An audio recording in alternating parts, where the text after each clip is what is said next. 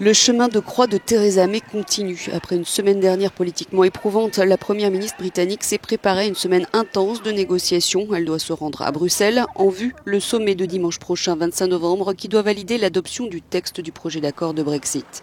Entre les démissions de plusieurs ministres de son gouvernement, la consolidation du nouveau cabinet et cette menace de vote de défiance de son propre camp toujours présente, Theresa May reste combative.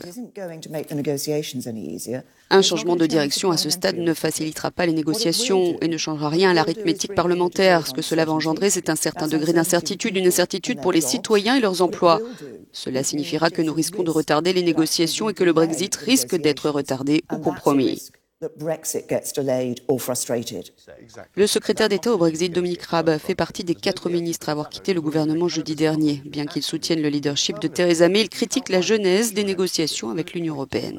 Je pense que nous avons été victimes d'intimidation, quelque chose assez proche du chantage pour vos téléspectateurs. Et je pense qu'il y a un moment où, cela aurait probablement dû être fait avant, nous aurions dû dire simplement « Désolé, c'est le Royaume-Uni de Grande-Bretagne et d'Irlande du Nord. Nous ne pouvons pas accepter les conditions qui nous sont dictées. » Facile à dire, mais dans l'opposition, le chef des travaillistes Jeremy Corbyn assure qu'il aurait pu obtenir un meilleur accord et que son parti, le Labour, votera contre le projet de Theresa May lorsqu'il sera soumis au Parlement.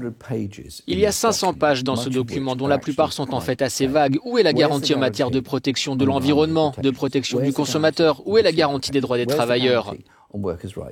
La première ministre écossaise Nicola Sturgeon se dresse aussi contre ce projet de Brexit et les députés du Parti national écossais feront de même.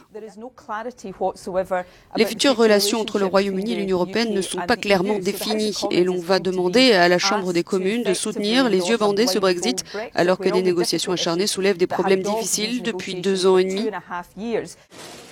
Theresa May affirme que les discussions de cette semaine avec Bruxelles vont justement fournir des détails sur les relations futures de la Grande-Bretagne avec l'Union européenne. Mais entre la menace d'un vote de défiance et le vote de ratification du Parlement britannique, loin d'être acquis, c'est vraiment la semaine de tous les dangers pour May et le Brexit.